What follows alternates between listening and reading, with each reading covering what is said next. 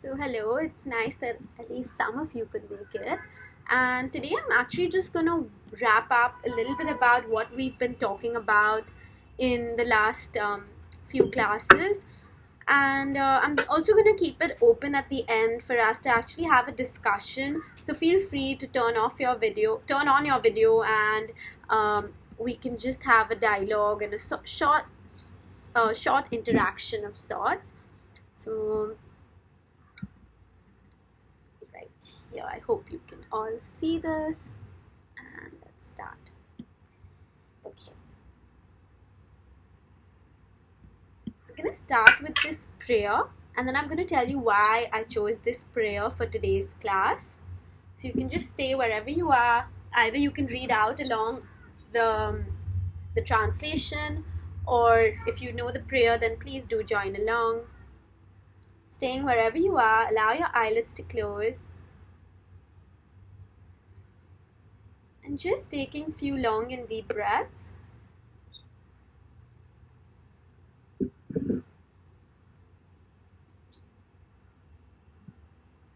And then inhaling. Deeply exhaling. You can let out a sigh through the mouth. One more round. Inhaling. Letting out a sigh through the mouth. And then gently opening your eyes. So I'm just going to start with this prayer. It goes like this.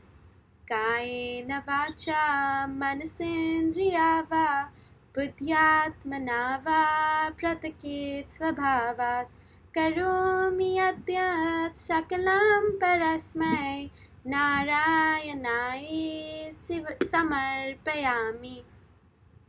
So, and you can again go that Narayanai Samarpayami, that can go twice. But the meaning, why I've started with this prayer, we can go on to the meaning. It says, whatever I do with my body, speech, mind, or sense organs, whatever I do using my intellect, feelings of heart, or unconsciously through the natural tendencies of my mind, whatever I do it for others, that is without the sense of attachment to the results, and I surrender them all at the lotus feet of Sri Narayana. You can also consider this at the lotus feet of that own divinity that you consider within you, the Purusha that we've been talking about so far. And I feel this prayer sort of encapsulates the theme, the major theme we'll be discussing in this class. So far we've actually been only covering the first part of the Patañjali Yoga Sutras. So the sutras are actually divided into 4 parts. And each part or each chapter, so as to speak, talks about a different goal. So the first is actually about meditation or meditative absorption. The second being about Kriya Yoga, then the mystic powers, and then the Kaivalya knowledge, the supreme knowledge. So we've only actually touched upon parts of the first chapter. I wouldn't even say the first chapter in its entirety. Today we're actually going to dive a little deeper into bits of the first chapter. And then this actually talks about skillful action. So this is actually in the Gita as well. We do hear about the concept of karma yoga is to surrender the results or surrender the fruits of your action to the Lord, to the higher power, to that higher source, to the all-knowing, almighty, whatever sense of God you may consider. Yeah, it can be anything that may be for you. So we're going to dive a little deeper into the sense of why the need to surrender through this discussion. So let's dive from where we started. We left actually at 1.3 the last few classes. We've spoken about what is yoga, how do we achieve the goal of yoga, and this is the next part of it. So we're talking about we've spoken about the vrittis, the modifications of the mind. Also, we've spoken about how the chitta comprises of so much more than just the mind. Yeah, so the chitta vrittis, the afflictions that cause us suffering. So I'm going to be going a little technical, but then I'm also going to be taking it back into a short discussion where we can keep it informal and a sort of a debate. I'm also going to be sharing a little story from this version of the Yoga Sutras. I've mentioned the sutra numbers only because you can note it down out there. So the vrittis and the discussion of that go on from 1.5 to 1.11. So from Sutra 5 to Sutra 11 of the first chapter are discussing the type of vrittis and the kinds of vrittis and what I'm going to be discussing right now.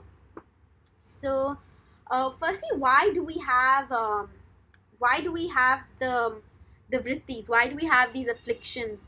And this is because of our retention of experience. We kind of have a memory of whatever experience we may have, whether that's good, bad, and because of that memory, because of that storing of that experience, there is a desire that is created to again replay that memory or go away from that, and due to which we constantly have these desires, these vasanas that are created, that are leading us to this vasana cycle, which we will go deeper into. But it is sort of because of this retention of experience, because we remember a painful or a pleasurable experience, we crave more for that pleasurable experience, or we have a resistance towards that painful experience. And due to that, there is a certain level of affliction that's created in the mind, in the heart mind, in the chitta. So the vrittis are of two types. We spoke about the kleshas in the previous class. I'm going to run over them, but they are basically asmita, avidya, rag, dvesh, abhinivesh. So the prime of all being avidya, lack of knowing, lack of understanding, lack of knowledge, lack of clarity on what, on asmita, on who we really are. So we constantly get caught up in this ego narration, in this identification with the body and all its sense objects, whatever we perceive through the body. And rag and dvesh, towards things we like, attachment, rag, and towards things we dislike, dvesh. So from moving away from that. And then abhinivesh, which is inherent in all of us. It's part of this human experience to have abhinivesh, this clinging for life, this clinging so dearly for life, because we've constantly created this narrative as to who we are, this identity as to who we are. So because of that, we have, these are the 5 kleshas. And when the kleshas are involved, they do lead to, they call klishta vrittis or aklishta vrittis. So if there are no kleshas involved, then it's an aklishta vritti. However, we can say, it's safe to say, I think, that we can't really consider any vritti to be without an influence or a flavor of the kleshas, because like I mentioned, abhinivesh being the toughest klesha to let go of completely. Because we are having a human experience, we are bound to have some level of attachment, and because of that, we have this attachment and clinginess to life, or vice versa, fear of death. So it's we're not going to have a complete aklishta vritti, but we're going to have some level of influence of these kleshas. So what when does this happen? When do we get afflicted by these kleshas and the vrittis, klishta and aklishta vrittis? Is when we are not established, when the heart mind, when the chitta is not established in its true self. So we spoke about in the 3rd sutra that tada drashtu swarupe avasthanam, that when the mind or the mental modifications have completely ceased to exist. What this translates into is when the mind has become completely calm, yeah, when the disturbances have lessened, when we are in that state of calm, we are able to notice our true self. But what happens when we're not in that state of calm? Because we're often not. We may have moments of this state of calm and bliss, but we're often not in that true state of calm or bliss. So when we're not in that, we are associating with the vrittis. So what are the 5 vrittis? It's praman. You all can notice this. Praman, it's which is right knowledge, acceptable data. We can get this right knowledge through either pratyaksha, which is directly perceived through our senses, either through anuman, through inference, or through agama, through a reliable, authentic testimony from an apta, from someone. Currently, what we're getting is that form. When we're reading the Patañjali Yoga Sutras, it's agama. It's because we've got it from a sage, he's narrated it, Vyasa has written the commentary, and now we've got other commentators dissecting that sutra further and giving us this knowledge. So we are actually right now getting from the third kind of praman, but from all of them come into the broader category of right knowledge or acceptable data. Then we have viparyaya, false knowledge or an error, incorrect knowledge. Then we have imagination or fantasy, which is devoid of any actual substance. So to give an example for viparyaya, which is error or false knowledge, think about in the dark, if you see a rope in your room or in the forest, or if you're staying somewhere, dwelling in a place which is in a natural open area, your mind may rush to think that, oh, that rope is a snake, and you get so afraid of it, and you'll experience that turmoil, you'll experience that panic, you'll experience that sense of suffering, the vritti basically, because of that misidentification, because of that wrong knowledge, because of that error in identifying. So that's an example of viparyaya. Similarly, you have vikalpa, which is imagination, fantasy, which is without any actual substance. Then you have nidra, which is soundless, dreamless sleep, which does not have any content in it. And because there is no content in it, there's a belief that the chitta doesn't undergo any experience. It does not remember anything. And because of that lack of memory, there is no evolution of the chitta. There is no experience of ananda or any bliss, any joy, no experience of concentration. So it is also considered a vritti. And then we have, I think I gave you all the 5. Yes, we did go through the 5. So we had pramana, viparyaya, vikalpa, nidra, and smriti. And smriti is also known as, I've mentioned out here, asampramosha, which meaning not, some totally, pra thoroughly, and mosha stolen or robbed. So when we're not completely robbed of it, so who is the robber? Time is the robber of what? Because chitta is the storehouse of this experience. So it's the hoarder of this experience. And with time, we forget. We don't remember events in its actuality. We forget nits and pieces. We only hold on to figments of it. We only hold on to. That's not the truth. That's not the complete truth. It's partial truth. So we don't really need to dive into this further, but what I think we're getting at through this is that there are various kinds of vrittis. There are various which cause suffering. The root cause of all of this is that this inflicts pain on us. This inflicts disturbance, whether that's of a minute level or of a large level. And sometimes that pain may not come across as pain. So even when we've got, say, knowledge, we may identify, hold on to that, our belief system so strongly that we won't be flexible to adopt a new belief system. And that too, that inflexibility of the mind too, can result in a vritti. So it's not necessarily to speak that all of these are bad.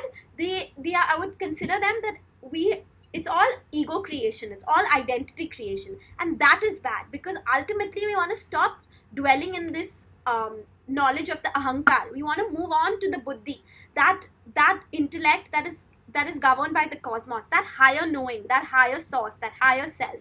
So it's not necessarily, we're not getting into whether the vritti can be good or bad. All of these are actually disturbances on the path of a yogi, on the path of a practitioner who wants to have that one focused attention, who wants to develop that ekagrata to get into samadhi, to develop that one pointed focused attention, to move into a state of complete absorption.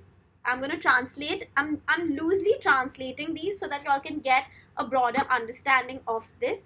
At any point, since it's y'all, if at any point you think that you want to ask me something, please do put yourselves off mute, and happy to have a discussion on this. So moving on. So next up we have is the Vritti Samskara Chakra. I hope you all actually went through the little document I shared on vasanas being desire. It was from this, the Chinmaya Mission's self-unfoldment workshop that I had done. I got this book. I'm not sure if this is available online, but you could check. It's called Self-Unfoldment by Swami Chinmayananda. And I quite liked that chapter on vasanas, which is why I shared it on the group. I felt it was able to really, the similar concept of how we spoke from the Patañjali Yoga Sutras. It's a similar concept, but actually made it more practical. So I'm going to read snippets. I'm not going to go through the whole thing because it's available on our group. You can have a look at it out there. But vasana means fragrance, or fragrance of personality. So we all have a certain, I would say, I-ness or you-ness to you. So if I were to ask who you are, you would describe yourself based on the things you like and the things you don't like. And how do we know whether, how are you creating this? How are you creating this identity? It's through your element of choice. You are always given a choice, and that choice leads to an impression. And that repeated impression, because you may like it or you may not like it. So if, say, today I chose to wake up in the morning and have a glass of nariyal pani. Now, I may enjoy this and it might leave with a very pleasant feeling. Tomorrow I wake up and I'm chasing that same experience. So I'm going to again have another glass of coconut water. And a repeated choice will transform into an impression, which will then lead to a vasana, a desire. Because the day I don't get this pleasant feeling after having a glass of coconut water, I'm going to want it. I'm going to crave for it. So, and then there's going to be a point where it's going to be so strong, the desire is going to be so strong that I feel almost helpless without it. And I've obviously given something very subtle as a choice in my dietary preference, but think about all the lifestyle choices you have, all the choices that you have with the people who you keep association with, the conversations you have, the thoughts you have. All of these actually trigger from a choice. They are a choice which over a time lead a latent impression that causes us to have a deep-rooted desire, and then when that desire is not fulfilled, there is suffering, there is unhappiness, there is misery, there is pain. So it actually all stems from that element of choice, which results in a thought or a feeling, which results in an emotion, which results to a desire. And then we work towards that desire. So then that becomes, so vasana by itself is unmanifested. It's in our head. It's not really yet got, you can consider it the unconscious mind or the subconscious mind. It's a latent impression. When we actually do something physically, so when I pick up the glass and actually drink the coconut water, that's actually creating it's manifested. That desire has manifested into reality. And then there's that temporary brief satisfaction while I'm drinking it. If I'm mindful, that is, but I'm not going to get into that. But yeah, while I'm drinking it, there's a temporary satisfaction, and then again, once it's over, tomorrow again the new cycle starts of craving for it, wanting it, and if I receive it, there's pleasure. If I don't receive it, there's disappointment, and so on. And this is essentially the whole vritti samskara cycle that we're talking about. So the vasana, the desire, leads to a modification of the mind, a disturbance in the mind, yeah, which leads to the karma to act, to please the senses. Do we move towards it or move away from it? Yeah, which leaves a latent impression, which at a later point will again create another vasana. And what I found interesting about this, or what was in the self-unfoldment course also, was that there's no point in suppressing this. This has to play itself out. These desires have to play itself out. But what we need to recognize is that we need to recognize the element of choice we have.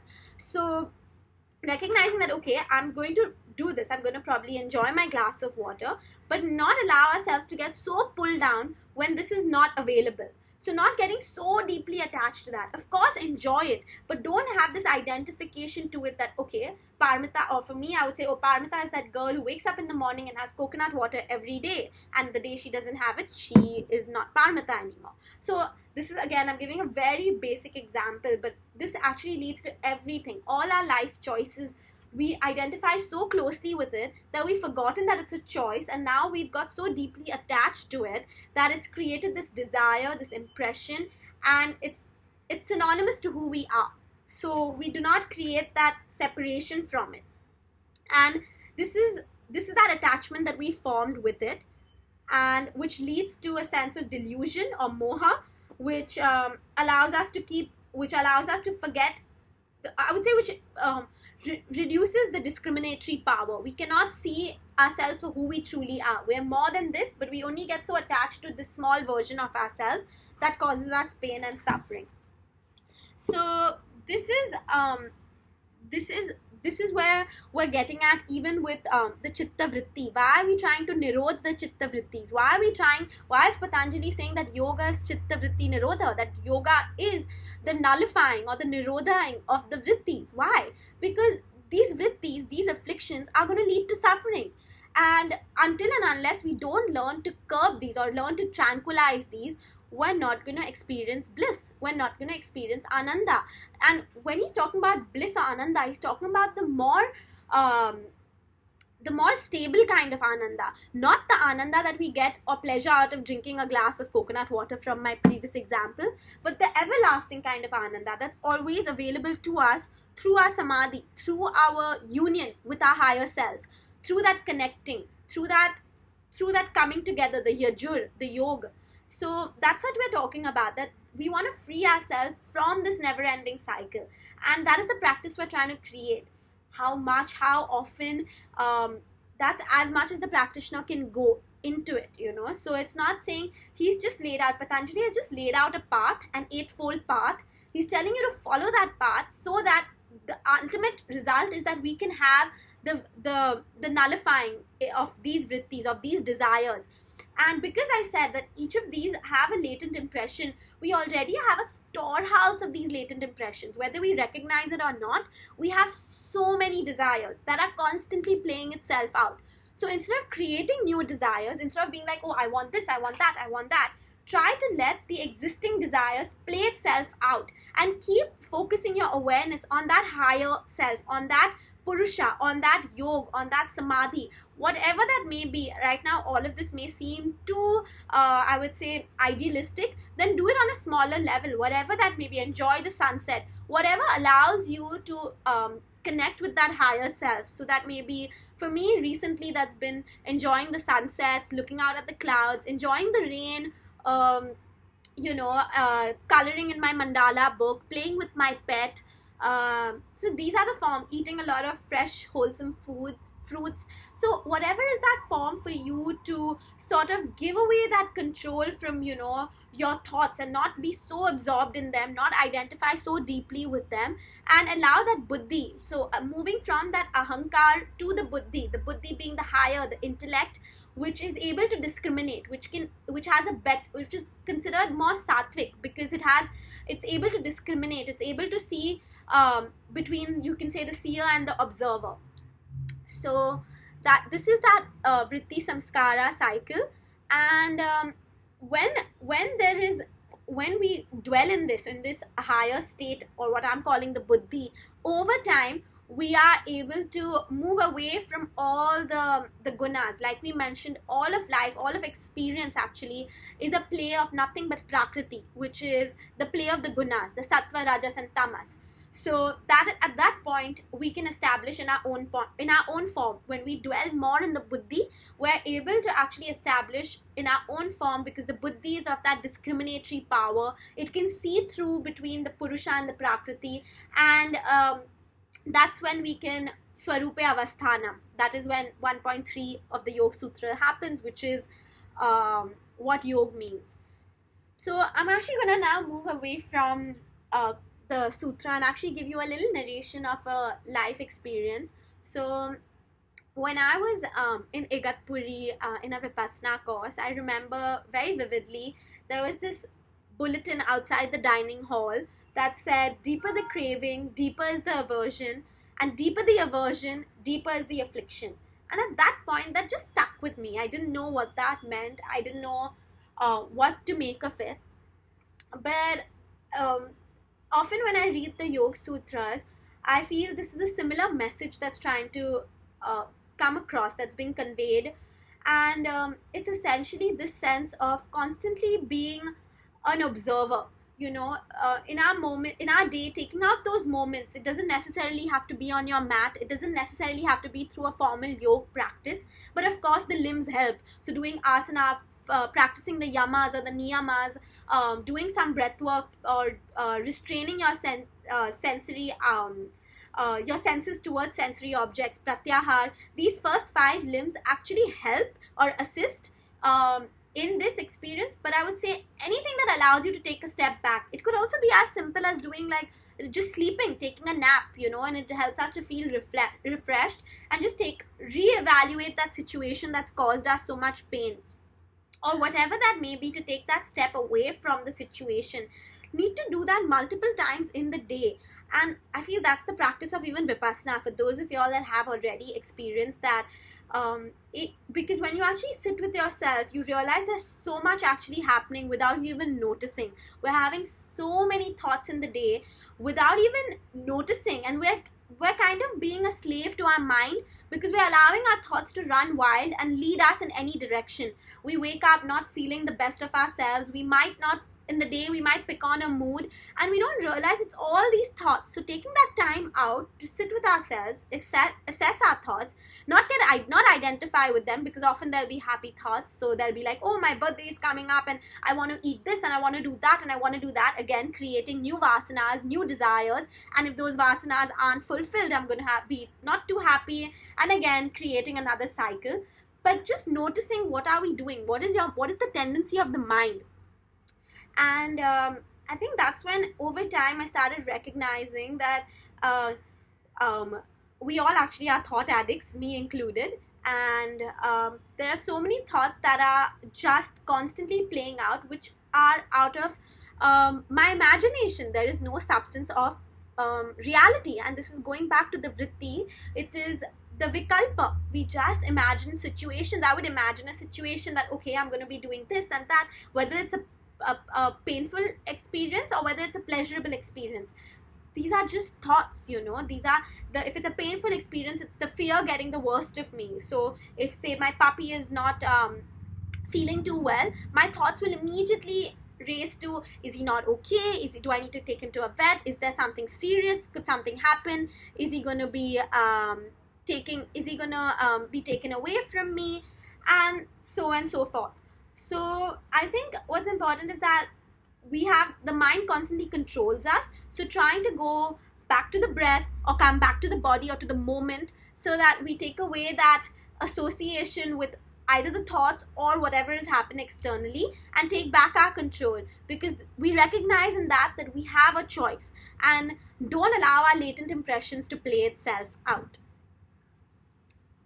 So this is a little bit about the vritti samskara cycle. And then we have how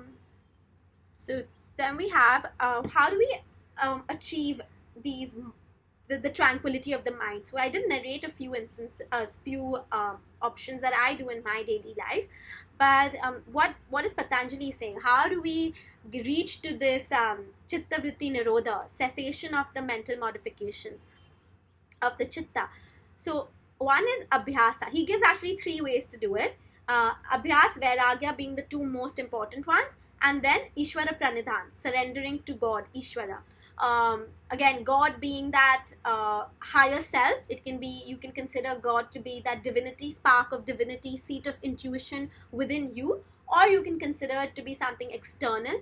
Doesn't matter, because what we're trying to do out here is cut away from that ego creation, and whatever act we're doing is to that higher self, to that higher, it's service to that. And because of this sense of service, we don't get so deeply associated, we don't identify with everything that's happening around us, and we're able to actually flow through life rather than take everything so personally and hoard on to everything so personally. So we're going to start with the first 2, Abhyas and Vairagya. And in 1.14, so the 14th sutra of the first chapter, Patanjali describes abhyasa as something that is to be done nirantarya, repeatedly, and it is to be, so I'm going to read it, 1 second, 1.14, I'm going to read it out.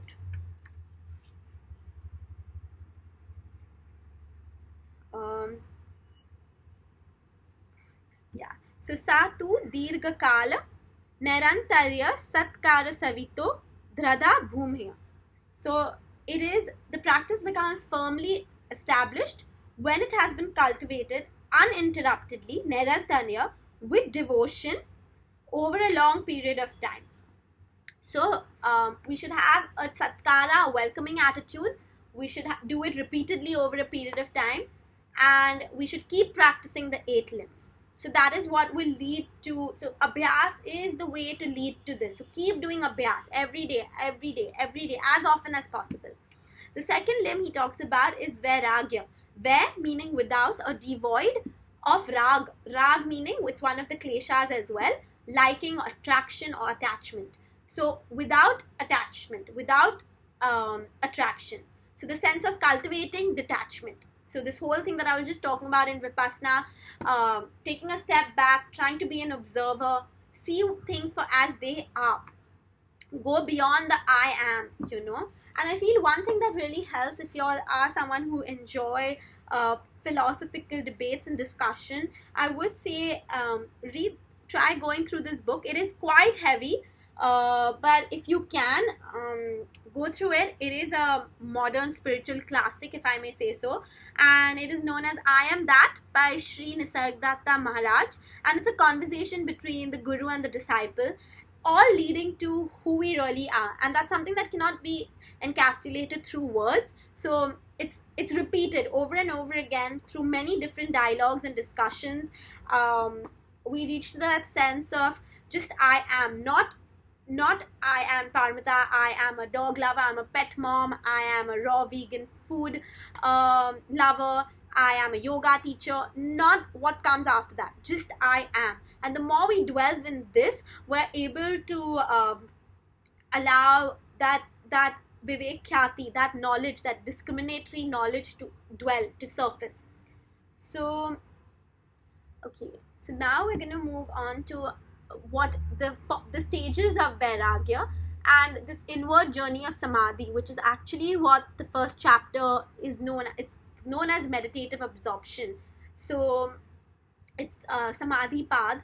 So this inward journey of the samadhi is also known as sampragnat samadhi, which is why sampragnat, some total, pragna, knowledge. So complete knowledge, to know in complete detail.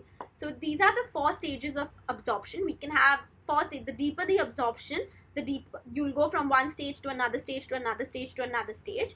So the first is the reasoning or the physical awareness. Through that, we are able to probably close down our mind. Example, again, I'm discussing this with you. We're talking about some spiritual knowledge, and this is a discussion. It's through our reasoning cognitive facilities. Then it's vichara. This may lead you through some reflections, to some deliberations. So this is a certain sense of, okay, you're sitting enjoying your cup of tea, having a contemplation while watching the rains. This could be one of that. And then there's an actual experience of it. Through this contemplation over time and through this vitarka, reasoning faculty, we're able to actually experience joy. We're actually able to experience this ananda. And maybe there'll just be moments, maybe there'll just be fragments in your practice. But for that brief moment, you're able to experience that. And then there's a difference again. This is not that feeling of I feel so happy because someone gave me a present. No, this is that joy or that bliss that is internal for no reason whatsoever. Think of it as how complete you feel when you look at the sunset, or maybe when you look at a breathtaking scenery. You just feel so fulfilled, you feel so complete. It doesn't matter, everything else falls away, and it is that sense of bliss, that joy, which is eternal, which is you can't be robbed of it. It's not dependent on a materialistic outcome. And then we move to asmita, which is the pure I amness. The when that sense of I amness is transcended to just I am. You're just in I am, which is what I was discussing about. This book really does that. It kind of gives you these moments of insight where you really lead to, okay, if I'm not this, if I'm not this, if I'm not this, then who am I? And I feel through that deliberation, we're able to have this sense of there is no individuality left. There is no so basically you're complete. There is no sense of who the I amness has dissolved. And because there is this I amness is dissolved, the journey beyond asmita cannot really be described. It is completely unknown, and which is why Patanjali calls it anya. So this stage of the chitta, when it's gone beyond experience, it's transcended from the sampragnat, it goes on to that super consciousness. It's known, he calls it anya, the other. And these are the 2 ways, abhyas and vairagya, to nullify the mental afflictions. Okay, I think I'm running out of time, so I am going to create another another ID meeting link, so that y'all can stay in there, because for some reason it's saying that this meeting is going to shut. So I'm just going to create another link and post it on the group, and we'll continue from right now where we've left it. I hope y'all can just log on.